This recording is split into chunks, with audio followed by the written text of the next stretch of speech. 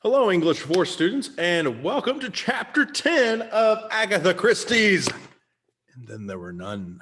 So here's what we kind of focused on today while reading, and then there were none. Of course, we're dealing with the fallout of the death of poor General MacArthur. They're all together at the very end of the chapter, and then court gets adjourned. We kind of see them break off into separate groups.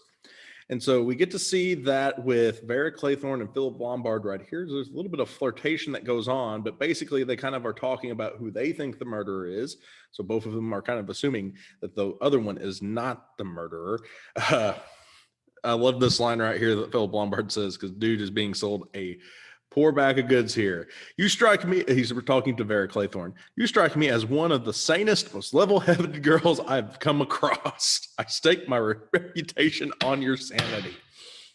If you have been reading this book, you can say, yep, that's pretty out there. But yeah, they kind of explain who they think the murderer is right here in section 1. Section 2, we then begin to see Mr. Bloor and Mr. Rogers talk back and forth about who they think the murderer is. In section 3, the same thing happens with Mr. Justice Wargrave and Dr. Armstrong. And then finally, in section 4, we have Emily Brent does something very peculiar. She starts off reading her Bible, puts it down, and starts writing a journal. And during this journal, she writes this. A terrible thing has happened. General MacArthur is dead. His cousin married Elsie McPherson. There is no doubt that he was murdered. After luncheon, the judge made us a most interesting speech. He convinced that the murderer is one of us. That means one of us is possessed by the devil, and I already expect that. Of which of us is it? They are all asking themselves that. I alone know. She sat for some time without moving. Her eyes grew vague and filmy. The pencil staggered drunkenly in her fingers, and shaking loose capitals, she wrote, "The murderer's name is Beatrice Taylor." And then she closed her eyes and suddenly, with a start, awoke. She looked down at the notebook with an angry exclamation and scored through the vague, unevenly scrawled characters of the last sentence.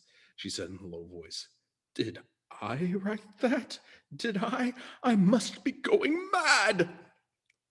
It's a very little scene there from Emily Brent. She was the only one that didn't pair off with somebody, by the way, too. The storm continues. Everybody kind of comes to is sitting together in like the smoking room, living room, and we find out a couple of things are missing. We find out that Miss Brent has lost 2 skins of gray knitting wool, and Rogers has a weird is talking about how the bathroom curtain is also missing, which is kind of weird. The guests then eat dinner, and they all kind of go to bed. And while they go to bed, they kind of lock the doors. And Mr. Rogers decided to lock the dining room to make sure no one played any China figure tricks. Sorry. That's all we have for today. That was chapter 10, 10 annotations over chapter 10. And then, of course, the chapter 10 prompt will be due on Monday. All right, that's all I have for you. If you have any questions, please email me, pdavidson@portugal.k12.mo.us. It's time. Bye-bye.